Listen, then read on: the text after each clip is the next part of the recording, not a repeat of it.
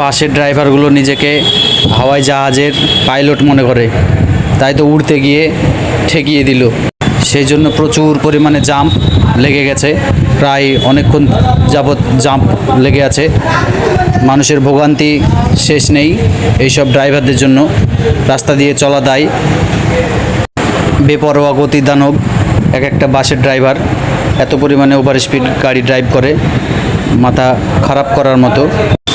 এই সমস্ত হাওয়াই জাহাজের ড্রাইভারদের জন্যই বড় সড়ো দুর্ঘটনা ঘটে যায়।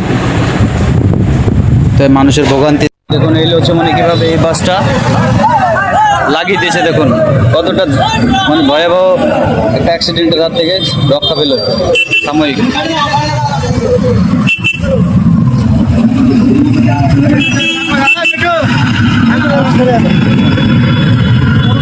গাড়ি তো গেল থানায় ঝামেলা করবে, বেকার ঝামেলা করবো না।